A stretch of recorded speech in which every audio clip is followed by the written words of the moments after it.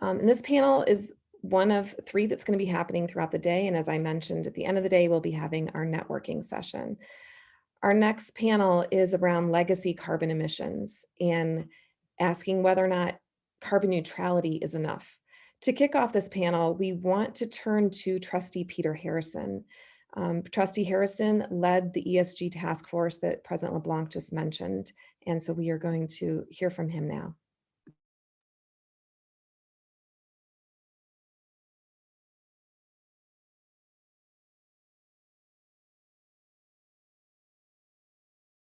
Thank you, Meghan, and welcome. It's great to see so many members of our GW community here today. I am proud to serve as a member of the GW Board of Trustees and as chair of the Environmental, Social, and Governance Task Force. In 2020, just prior to the outbreak of COVID, the Board of Trustees established the ESG Task Force, bringing together trustees, students, alumni, faculty, and staff to establish a long-term and proactive approach to managing our ESG responsibilities. As part of this undertaking, the task force sought feedback from the broader GW community, both online as well as in a series of virtual town halls to inform our recommendations.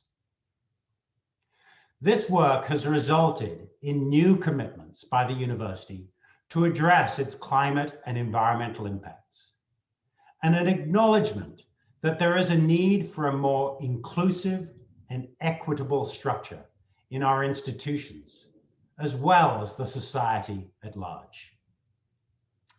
As part of these commitments, the Board of Trustees pledged to not make any new investments in businesses that derive the majority of their revenues from the extraction of fossil fuels, and agreed to eliminate 100% of all remaining investments from our endowment within the next 5 years. In addition, the task force made recommendations concerning campus sustainability, responsible investing, and academics that the board has also accepted. I'm particularly excited that we have committed to accelerate the timeline to achieve carbon neutrality to no later than 2030. That's a full 10 years earlier than previously envisaged. The task force took this already bold commitment one step further and has challenged the university to remove all historical emissions going back 200 years. This is a lofty goal, and it would in fact make GW the first university globally to do this, a goal made even more challenging given both our urban campus and our long and storied history. Clearly, we have a track record of being on the vanguard, and we are not stopping now. I hope that each of you will share our commitment to help us get there. This is a time for innovation, creativity, and bold ideas. The conversations we're a part of today are some of many where we're seeking external advice, expertise, and brainstorming. And I hope you will all participate and send your thoughts and ideas to sustaingw@gwu.edu. I am genuinely humbled to see and the shared experience that we have at GW and the opportunity to continue and build upon our global leadership in sustainability. Meghan, back to you.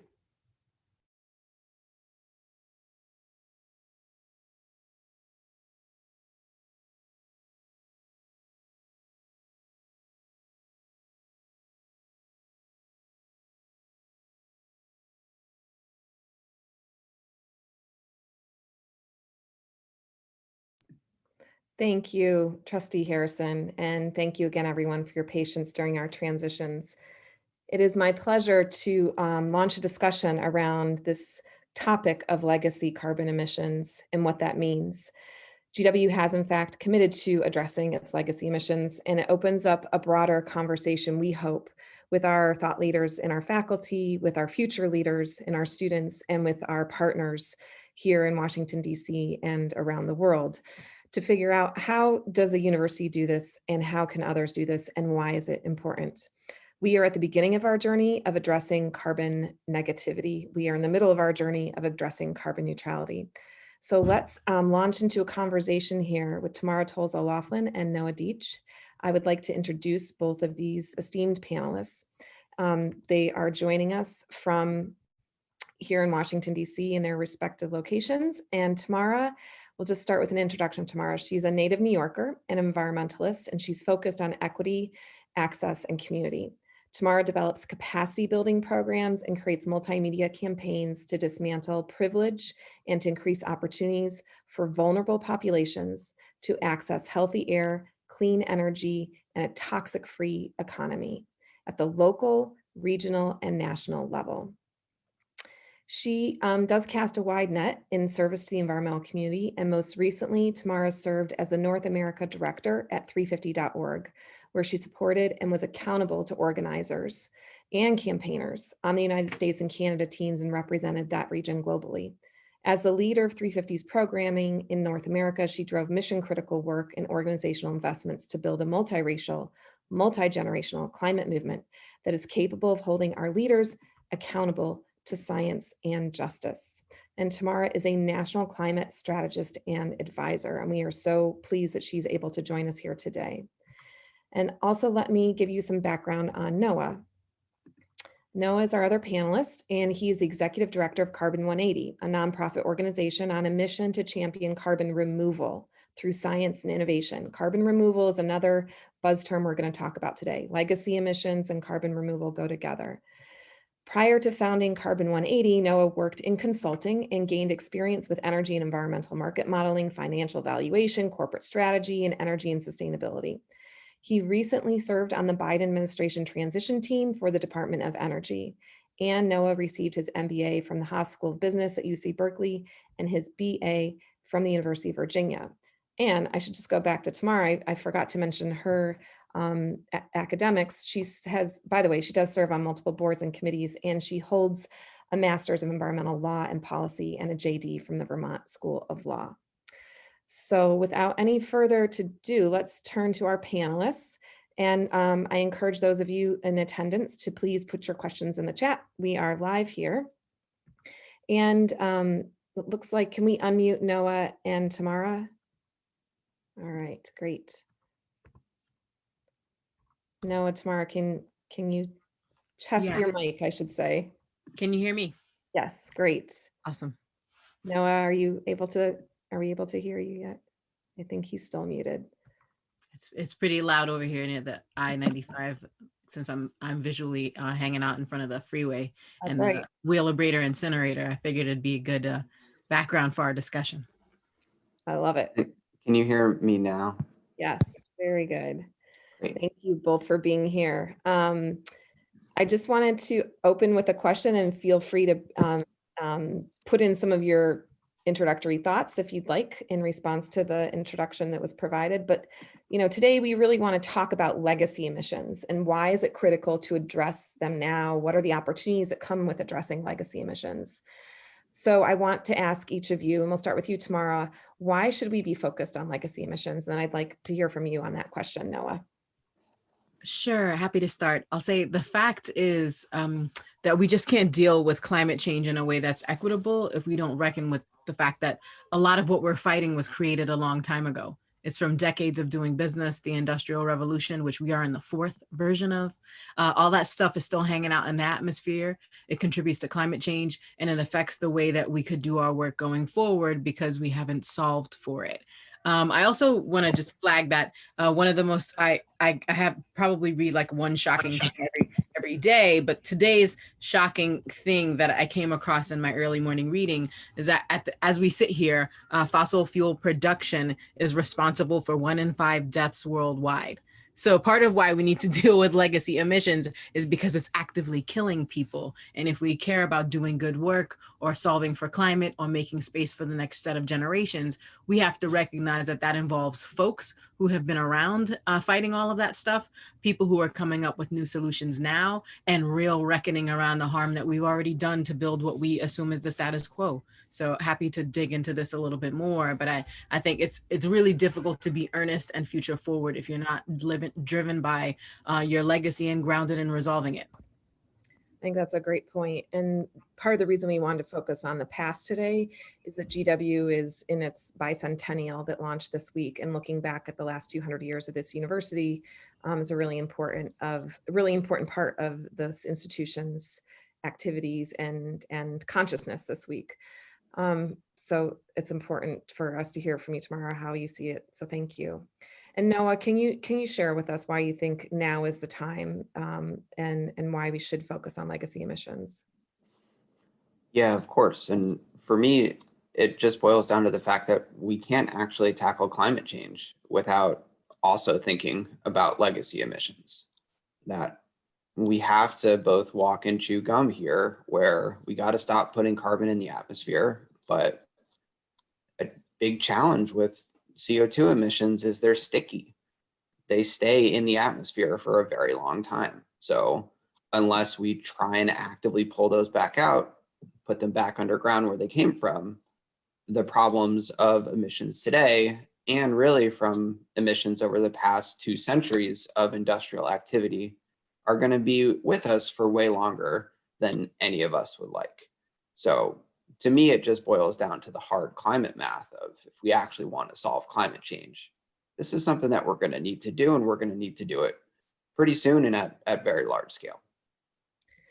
If I could add, Megan, I just want to say that I think some of where this gets even stickier, not to use that word in a slightly different way, but I just did, is that it's difficult to talk about whose responsibility the cleanup is, what means we go about doing it, how we deal with what community calls real solutions versus false solutions, meaning things that make the numbers move on paper versus the things that impact what your life is like, if we don't reckon with the legacy. Because we can't, there are a lot of folks who feel like we're all equally responsible for the moment that we're in now because we're in it. We are driving our cars. We live in shelter unless we are unhoused. We take advantage of air quality protection measures, which all drive electricity use, especially in DC, Maryland, and Virginia, because it technically should be a swamp. And so given that we have reclaimed it from its natural use, there are a lot of humidity and related issues that make it difficult to be a human being here unless you're acclimatized to it. And so given that we're actively continuing to make it worse, if we don't deal with the legacy, it feels like everybody's hands are dirty, and that's not where we are.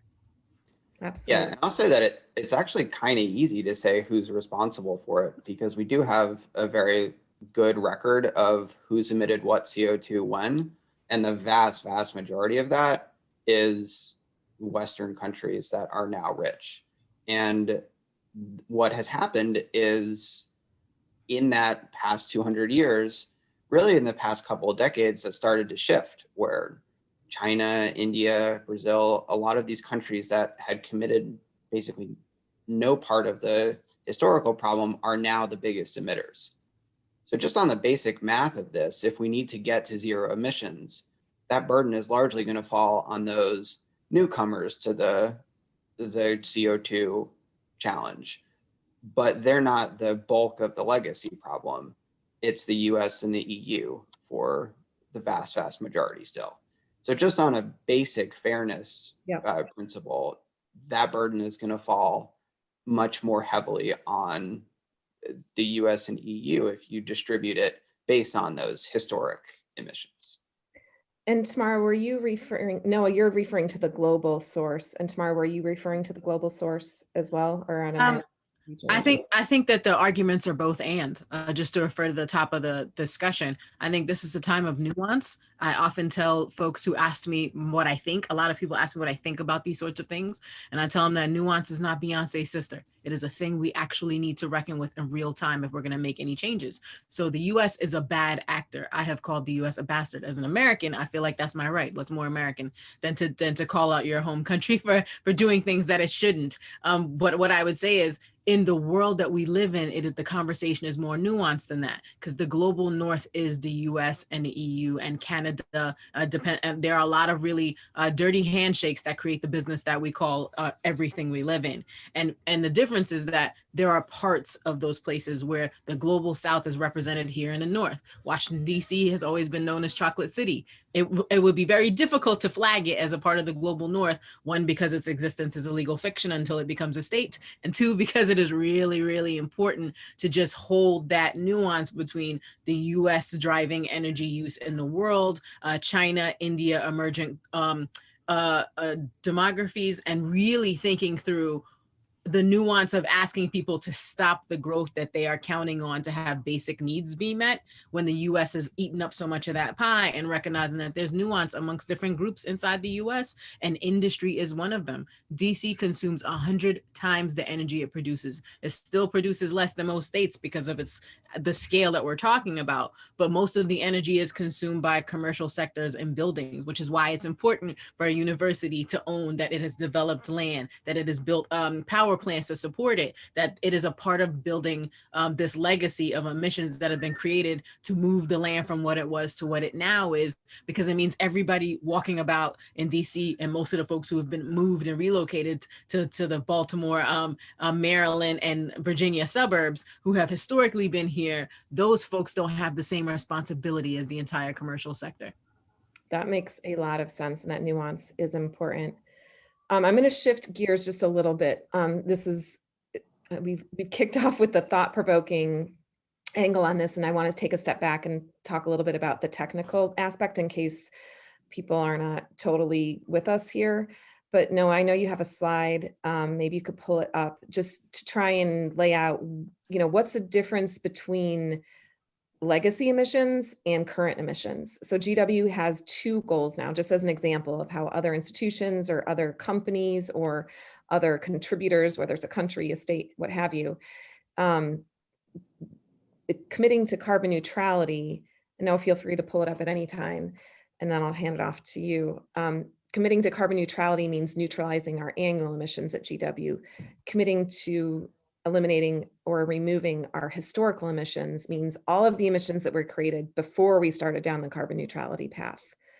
Now, are you able to? Yeah, I'm having a little trouble sharing my screen, but I can just talk about it in exactly those terms, which are, we now have to do two things. We have to eliminate any future emissions, and we have to do that at breakneck speed. Basically, all of those emissions have to be gone in the next few decades, whereas as a global society and even as a country, we've not even really been able to slow the pace of emissions growth. So the challenge of that piece is huge, but it's necessary and not sufficient now. We also have to clean up the carbon that stays in the atmosphere. And what's going to happen is we emit on the order of 50 billion tons of CO2 equivalent every year.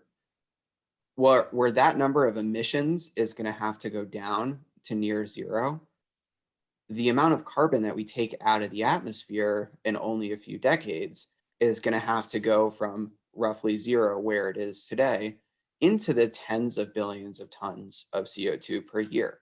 So we're basically talking about rewiring the global economy and its relationship to fossil fuels, where instead of pulling them out of the ground and pulling CO2 in those fossil fuels and putting them in the air, we're going to have to do the opposite. Figure out how to get all the CO2 that's in the air and put it back where it was, underground, in our soils and in our natural ecosystems. We have to ground ourselves. We have to get ourselves back down to earth. That's what we have to do. And I'd be happy to talk a little bit about those solutions, because I think they offer a range of different pathways for the world, but also for an institution like GW that is in a very urban context. Because at the end of the day, the simplest thing for us to do to take carbon out of the atmosphere is to put it back into the natural ecosystems that sequester it. Growing trees captures carbon. Our soils actually hold something like 2 or 3 more times carbon than our entire atmosphere does. So farming in certain ways that put carbon back into the ground can actually be a really good store of carbon. And this isn't rocket science. We just have to figure out how to get the economic incentive so people are actually doing these practices again. It's almost There like is- the natural systems have done the rocket science for us. If we just figure out how to restore soils and plant trees. Yeah. So we say it's a couple 100 million years of R&D. They've got it figured out. Mhm. But the problem is that ultimately the potential is limited, that we want to use land for lots of different things, and you can't saturate these ecosystems at the rate that we're likely going to need to. Most analyses say that we're going to need to figure out technology. And the technology is a bit of rocket science, but certainly what we can do today looks like it will be very feasible for the challenge at hand.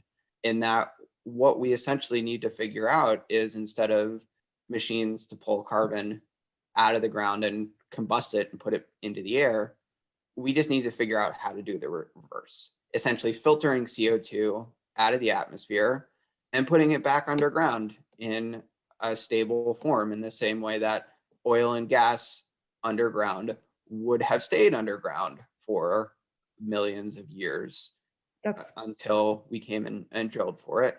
Yep. We can capture CO2 and basically put it back into those geologic formations in a way that it's really stable and is out of the atmosphere and doesn't hurt any of the air and water in the communities that put it back in the ground. I So hear, those are the 2 large pathways that people are considering. and in those pathways, I hear hope, I hear possibility, I hear light at the end of the tunnel kind of language. At least that's what it's conjuring up for me. I want to come back to what some of those technologies are within those 2 pathways in a minute here. But Tamara, do you have insights that you want to share on the solutions that are out there to address legacy emissions, and also how can addressing emissions create a more just transition to a clean energy economy? I'd really like to get your perspective on that. So before I jump into a discussion of just transition, I think it's really important to flag that some of the solutions fit in one of 2 categories: real solutions and false solutions. I'll refer you to the beginning of the discussion where I talked about things that look really great on paper, but do not impact your actual life. On behalf of rural farmers and urban farmers and folks who live in communities where they're literally zoned to death by everything around them because they weren't involved in the decision-making around what goes where, those communities are deeply uncomfortable with the idea that soil carbon markets or any market-based solution that does not involve them, does not take into consideration where they want to be, what they want to do, how quickly they want to see solutions. It quickly ends up in the pile of things that are false solutions, because the idea that we can just put it all back while we keep on making mess is not a thing that I would tell a 2-year-old, much less any person that I respect in this work, because it's really difficult to say, we'll just keep doing things as usual with one hand, and when we haven't dealt with hundreds of years of emissions as we started the conversation, and helping to soothe communities that are actively being choked to death by a lack of options, by a lack of space to make decisions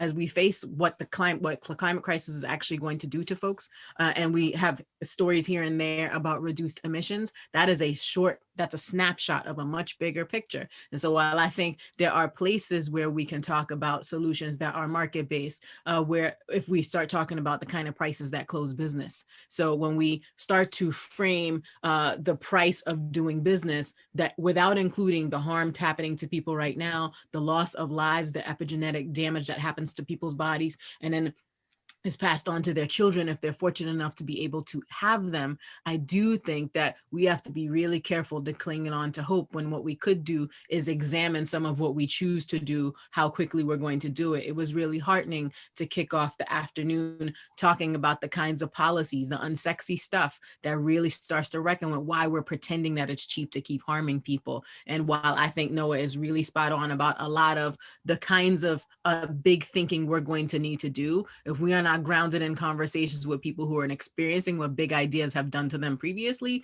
we will fail to do anything other than make things happen on paper that hurt people in real life. And Washington, D.C. is a really great example of a place where we could open up a dialogue around what the future looks like, because the decisions that we've made to deliver us to this moment are being examined, not just at the city level, not just at the level of the municipality, but we have to have conversations about what that means for our region. And we are fortunate enough to have things like the Metropolitan Washington Council of Governments that focuses on air and climate and elected officials and transportation all at the same time, building sources. So we don't have to have big theoretical conversations about what we could do. We have to talk about how we're going to clamp down on our bad behavior before we start to talk about moving into a just transition. And what I mean when I say a just transition is trying to figure out how we hurt the least number of people to move away from the stuff we now know is bad and to do the stuff that we believe is good. And then we keep reevaluating it based on the science. Part of why I keep up this picture of the Wheelabrator incinerator isn't just because I like to rib my friends, which I do. Part of it is because we thought this was the solution. There was a point in time when we thought burning our trash would help us save energy, and it was a part of our national mantra of how we're going to do things better. And as we have known every moment since that statement was made, when you know better, you do better, which is why we have to constantly be checking for the best scientific evidence, how communities are feeling, and develop hybrid solutions where we're looking at all of that so that we don't end up doing what we did with lead. There was a period where we thought lead was a sweetener. We put it in our tea, gave it to our babies. It was a thing that rich people enjoyed until we figured out it was poisoning folks, and we had to stop doing it. So I do think there is no just transition to a livable, sustainable, clean energy market system that we can be proud of and that will give us the opportunity for the next generations until we start to reckon with what we have to stop doing today. And I think the justice part comes in listening to people who don't agree, who sincerely don't agree. Right. Yeah, and I think a really interesting point for the community here is how interdisciplinary this conversation becomes really quickly. Because what I was talking about earlier was technology, and technology does not equal solutions. That you can put carbon back in soils in ways that provide jobs in rural communities, in ways that increase biodiversity and clean the water and use less inorganic fertilizers and chemicals that harm the ecosystem. Or you can do it in a completely opposite way, and it's not the technology that matters, it's the socioeconomic context which policy change dictates that matters at the end of the day. And so the solutions themselves and doing the rocket science is really only 5% in my mind of the interesting work. I have no doubt that we have clever people that can figure out technical solutions to the problem at hand. The real question is, how do we design the policy change and the political will to actually do this differently? And I really wish that my computer was cooperating and I could share a picture. On our end, Noah, is it something with the settings? No, I don't know. It's pandemic meetings. Even the Zooms are tired. Yeah. I can be supportive by saying in the meantime that I think there are things that we have to do regardless of whether it's a technological solution or an integrated one. We have to do a better job of measuring harm. We have to do a better job of measuring where our baseline actually is. And I think you got to draw a line in the sand somewhere to start to figure out what progress would actually look like.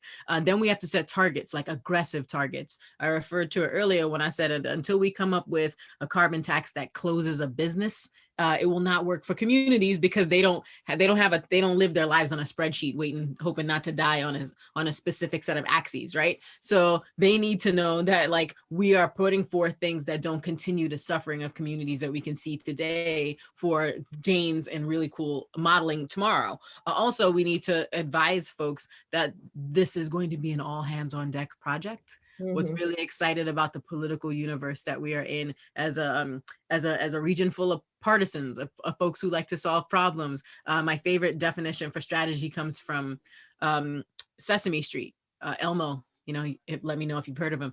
He says that a strategy is a plan to solve a problem, right? And I think taking it down to that level and helping people to think through how do we develop action plans that don't get dusty inside of an office in City Hall somewhere, and really start to think through integrated solutions with people who are experiencing harm, with folks who are thinking about all the charts that matter, and a dialogue between the folks who do the shuttle diplomacy and then vote on our behalf at every level. So I think if we can focus on measurement and targeting and real action that touches people, and then circling back to keep doing it, we end up in a better place in terms of addressing the harm we've already done, our legacy, helping people to live with the truth that we are in a hard place, and that is going to take a lot of work to get into a slightly better place, and a definitely better than worst case scenario place. Yeah. Well, and I'll also add that in order to have good strategy, you also need a vision. And I think that's what people don't necessarily have. And when I don't know if the waste incinerator is intentional for this conversation, but the first direct air capture commercial project in the world is actually on top of a waste incinerator in Zurich. And that direct air capture machine takes the CO2 and puts it into a greenhouse to grow cucumbers, tomatoes, eggplants that feed the people of Zurich. And so again, it goes back to this point where the technology is agnostic to the political system or the implementation of it. But I think there's a vision for the people of Zurich have figured out that this can be a solution to actually take carbon out of the air and grow healthy food for the community directly in that community. And so it's really, to me, about how do we get the vision for the future that we want, and not just talk about doing the least harm that we can as people transition out of fossil fuel jobs, out of ranching jobs. There's a whole bunch of aspects of this that are going to change. But what's the most amount of good that we want to do? Where can the communities that have this enormous potential really chart that future forward and think about what does that vision in an inclusive way actually look like? And I think, yeah, sorry, go ahead. Yeah, it hasn't been charted yet. And it's something that I think this community and the students really have a big opportunity to lead in the next few years. And this is such a rich discussion. I mean, we've gone from, the science to the technology to the actual, how do we do this and who is involved and whose measurements are we using? What are the measurements for success and who's designing those measurements of success, and the vision, who's creating that vision? We have a question from the attendees from Julia, and she's really putting a finer point on this. She says, while legacy emissions are a national and global problem, they've historically been dealt with primarily by impacted communities that have been doing the grassroots level work for years. So how would these community groups be involved in policy development at the national level? So let's talk about that a little bit. What would each of you put out there as a vision for how groups who are in communities that are affected are involved in the policy development process at the national level? Tamara, can we start with you? Sure. I just want to take a step back a little bit and talk a little bit to fill in the category of things that fall into legacy emissions in the DC, Maryland, and Virginia region. Sure. So just to make sure we're talking about, we are talking about buildings. We're talking about cars, heavy duty trucks. We're talking about soil contamination, specifically in DC, Maryland, and Virginia, and more on the Maryland side. We're talking about underground storage tanks. which have really become leaking underground storage tanks like pipelines. They only do two things: hold things and leak things. So just wanted to flag that, like, in the categories of things that we are talking about, We're also talking about brownfields, superfund, development in order to make everything that you see here and to power all of it.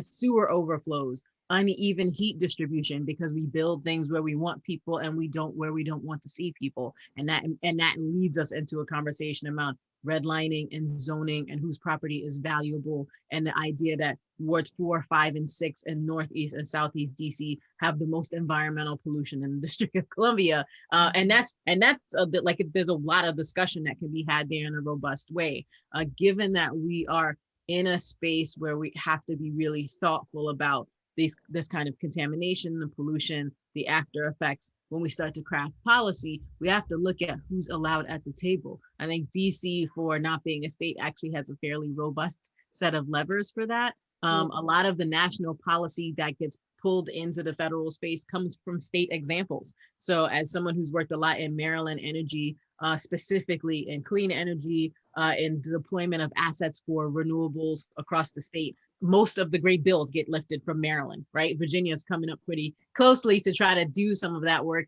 in the intervening years. But the best versions of that policy have involved really deep stakeholder engagement. There are very few of those in DC. I can tell you the folks at DOEE, Kelly Crawford, Tommy, who runs DOEE, those folks really have a listening ear. They've worked hard to recover from a lot of years of tone deafness in Washington, DC around process, but places where we have failed have resulted in incredible things being built on top of communities that didn't ask for it. So the waterfront, the amphitheater, the baseball field, there are real communities who have fought every day for residency issues to be invited to the discussion, because they are not only fighting the development, but they're fighting the rodents that come when you start building things in a place that used to be a swamp, right? So I think there are pretty significant versions of this, and folks have wrestled with it. So DC, Maryland, and Virginia, as I mentioned, has the Council of Governments, and in the Council of Governments is the Air and Climate Public Advisory Committee.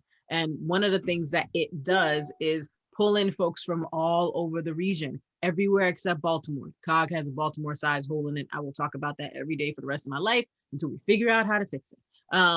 I think it's really important to note that that advisory committee represents so many individuals who are school teachers and doctors and nurses and daycare folks who just want to know why the air is so bad and what's going on with climate change. They interact with the elected officials inside of those bodies, and together they have a lot to say to the federal government around air quality, water, climate change, what the three regions can do together. And in my time here, the decade of my life that I've spent in this region, it feels like one of the most useful places for things to happen, because communities can raise their voices. Advocates often end up in that space. It isn't just outside game, which is really important. Mobilizing, really smart people have mobilized in Washington, DC for a space at the table, but other entities exist to keep that dialogue going. So I think the best version of it is looking for community benefits before you start, being open and available to hear what the harms are, to take your lumps when you've broken something and messed it up, and then be willing to restart your planning process. If it involves a utility, it probably wasn't done right, and I will own that in the public if you ask me about it. Well, and I think the key thing there is that's kind of counterintuitive when you think about CO2. CO2 is borderless. If you ask a scientist to describe CO2, it'll tell you it's a well-mixed gas, which means it doesn't matter if it's emitted in a poor community or rich community, in China, the US, it all goes into the atmosphere in a big homogeneous soup very quickly. So you can't tell where your CO2 molecule came from. The atmosphere doesn't care, the planet doesn't. So a lot of climate policy has focused on that in the past. And what you're describing is the opposite, which is let's have communities bottom up build solutions. And I think that's really key. And I encourage GW to think about that too.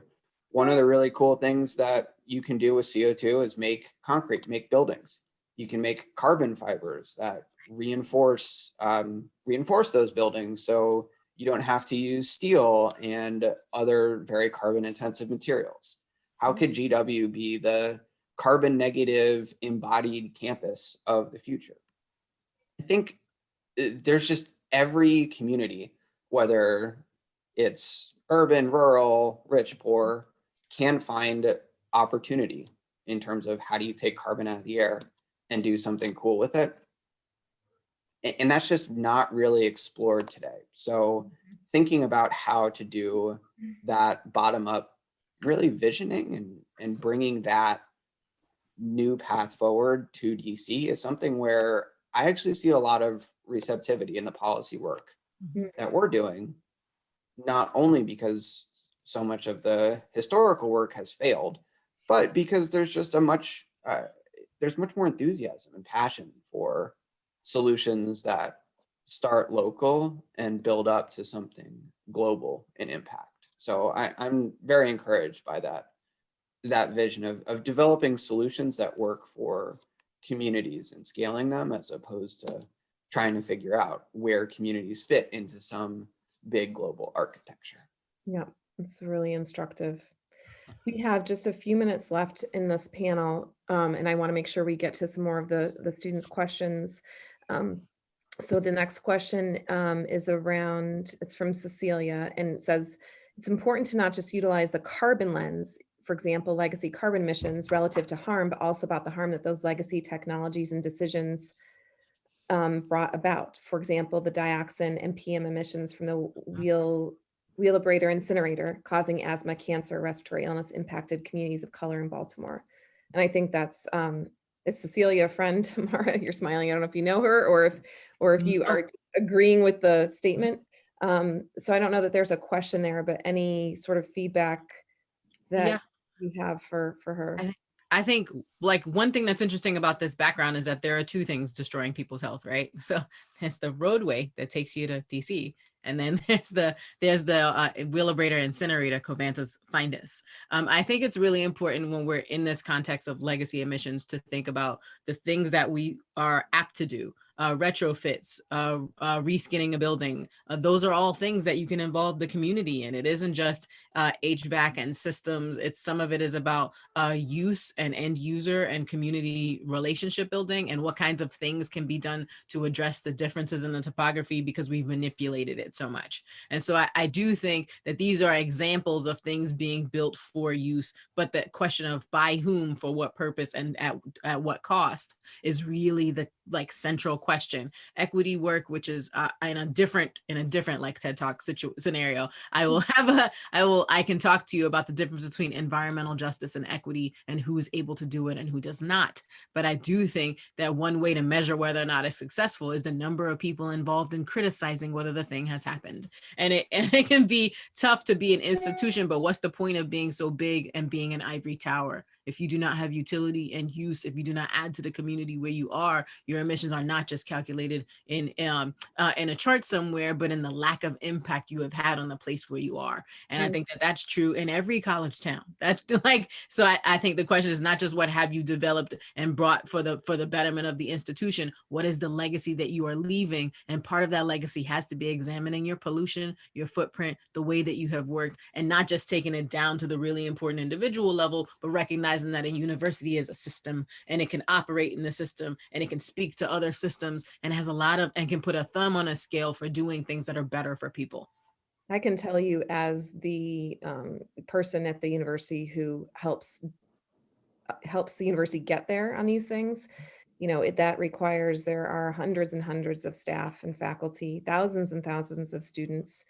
It requires us to have conversations like this in big ways, with lots of back and forth and lots of learning, because it takes more than a person or more than an office. It takes a collective effort, and creating that collective process is something that's really important to making this kind of change as well. It means our building managers, our construction contractors, it means our faculty experts, our students, who I said are going to be out there leading as soon as they get out of these halls, if not already.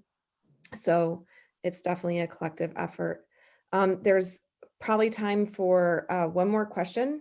I can give a plug for an earlier question that I heard about activists getting into the workspace. Sure. I would far be it from me to say that there isn't more than one way to do this. But the only way forward for the climate decade, which is this window where we have to make the change, is to have really strong inside game and really strong outside game, because we are no longer in a moment where we're ostensibly pushing against a government that may have a slightly different intention towards climate change. And that was me really minimizing the last 4 years.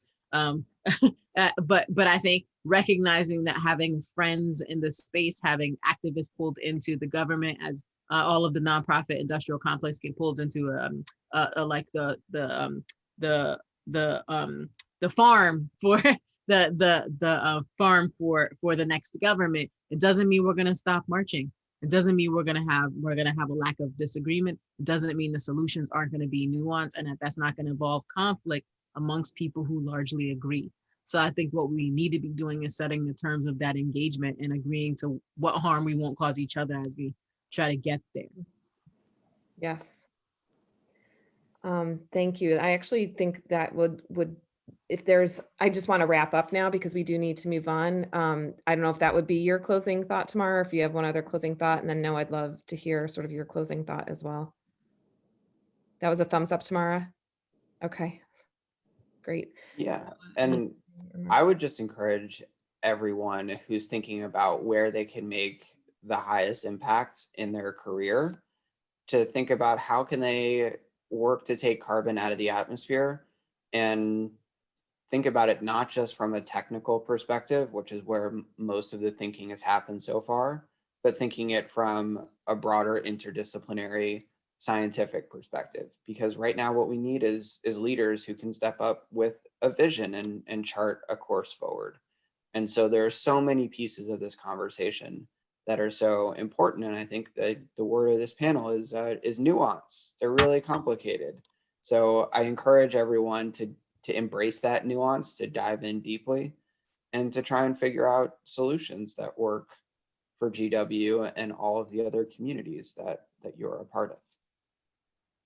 And appreciate the encouragement for us as an institution. And I also very much appreciate your knowledge, your time, sharing that with us. These have been some really valuable, incredible moments and insights from both of you. So thank you so very much. And look forward to working with you on this as we bring our GW community forward on the legacy emissions topic. So thank you. Yeah, thank you as well. Thank you.